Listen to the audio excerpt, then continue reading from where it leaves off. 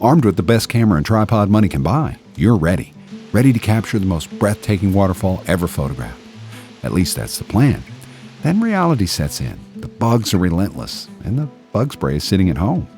You arrive later than expected, the light is fading fast, and your head is pounding after having a little too much fun the night before. Your best friend was supposed to join you, but he never made it out of bed. Still, you're determined. As you make your way down toward the waterfall, the chill from the cold mist takes you completely by surprise. And that's when you realize your windbreaker is still hanging in the closet. To make matters worse, your friend was supposed to bring the waders. But you've already pictured that composition in the mind's eye, so you decide to cross the creek anyway. The instant your boots hit that freezing water, you begin to question every decision that brought you here. Suddenly, that warm bed back at home sounds far more appealing than another hour behind the camera. It's moments like these that remind us of an important truth. Great photographs aren't made by the most expensive camera or the fanciest tripod. Today, nearly everyone has access to an excellent camera. Finding a worthwhile subject is difficult enough, but creating a compelling image becomes even harder when you're cold, tired, hungry, uncomfortable, and unprepared. Sure, there's something exciting about being spontaneous. Who really enjoys planning? But preparation is often the difference between coming home with a memorable photograph and coming home with excuses. The images you're most proud of usually have less to do with the gear in your backpack and more to do with the mindset you bring into the field.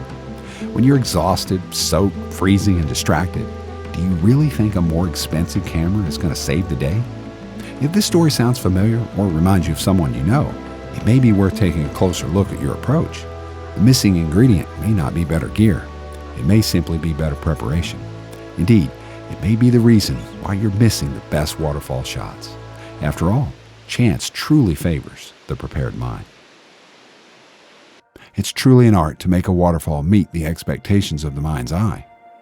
Although the waterfall itself lacks the flow I prefer, it is difficult to capture that beautiful rocky foreground when it's underwater. It's certainly a balancing act, and that's my point. A good composition is difficult even when prepared, and all but impossible when unprepared. I like the wider perspective of this image. I feel it better encapsulates my vision. I really like the way the trees frame up the composition. Although I would have preferred more flow, it's often a trade-off. But that's the beauty of landscape photography. If you don't get it right today, there's another chance tomorrow. Swim call.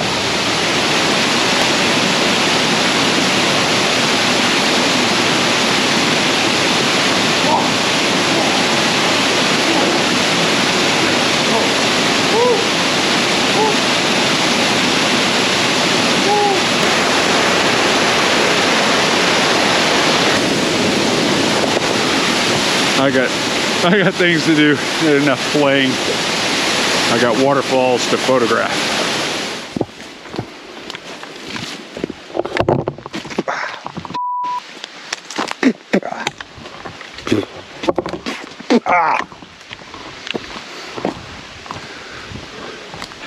I think this is a short hike. It's a good thing because I left my hat at the cabin, and a hat is essential, especially for cobwebs. I've never seen more cobwebs across the trail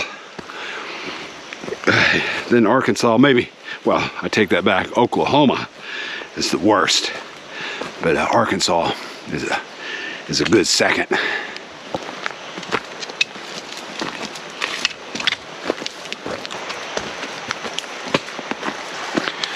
I think it's prime copperhead time. I saw two this morning just on the road coming in, and they usually like to hang out early mornings on the trail, hoping that some rodent will come along. Nevertheless, I wore my gaiters. It just, you know, they give you that little extra sense of security. But, you know, it's not that I want to test them. Although some waterfalls are just a short hike from the road, many require hiking through rugged forest terrain. If you can't reach the waterfall safely, you can't photograph it. Ironically, some of the most rewarding waterfalls are often the hardest to access, and they're usually the least photographed. The right gear, proper planning, and a few safety essentials can make the difference between coming home with an incredible image or turning back before you ever reach the falls.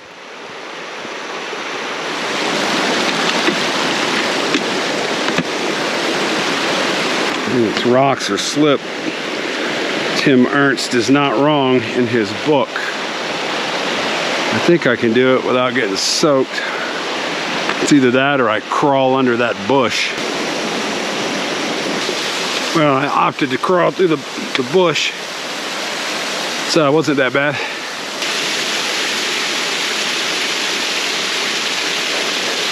One thing I will tell you though, for sure, that if you're gonna do this kind of hiking, you're either gonna get wet or you're gonna get ticks on you, or both. But it's just a fact of hiking, especially in Arkansas. When it's damp and moist out like this, you know, the ticks kind of hang on the end of the branches and the leaves and wait for hosts to come by and jump on them. But I spray my clothes with permethrin, and it lasts for about 6-7 weeks, or maybe 6 or 7 washes, and you know, it really does a pretty good job of keeping ticks off, at least off your main body. So I wear a shirt and pants, long pants, when I'm hiking, and spray my arms down with bug spray. With waterfalls, you have to take what you get. I don't have a lot of water here, but you know, I can zoom in a bit and make the water seem like there's more water, but you still have to, you just can't just zoom in and just catch the water, but you got to look for other elements in the composition or other elements in the frame to kind of make the composition. So I think using the rocks to kind of bring some balance and offsetting the waterfall from the center of the frame is always a good idea if you want to provide some interest in the image. You know, it's like I always say, it doesn't matter how beautiful something is, beauty doesn't guarantee a good photograph. It doesn't equal a good photograph. Compositions and really good images, they're made, not stumbled upon. Also, I used a circular polarizer to take the reflections off the rocks and the water.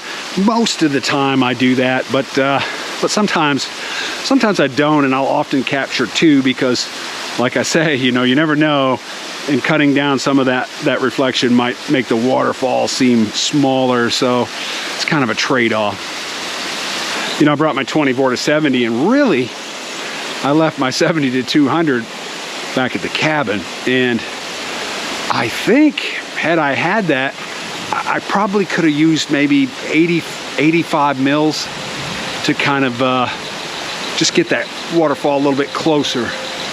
But yeah, that's all I had was 24-70. But nevertheless, will you be the judge? I'll show these images and tell me what you think. Despite leaving my 70 to 200 behind, I think this image turned out okay. It's certainly not an award winner. It just doesn't resonate with me. I think the light is a little flat, and honestly, evening light would probably suit this scene much better. Still, it's a keeper, and it brings me back to the main point of this video. For every 1 or 2 incredible waterfall images we see on YouTube or Instagram, there are thousands you'll never see. Why? Because the photographer didn't think they were good enough. Something was missing. The reason we miss our best waterfall photos isn't because we lack the right gear. It's because we lack the right mindset, or we aren't prepared to put in the time, effort, and planning.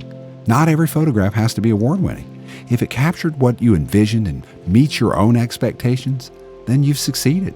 And for me, that's more than enough. And I hope it's enough for you too. Well, this was my second attempt at trying to find Calypso Falls. Well, I found Calypso Falls. Finding it's not a problem. Getting to it, that's a problem. I'm sure I'm just going to have to hike up the creek bed.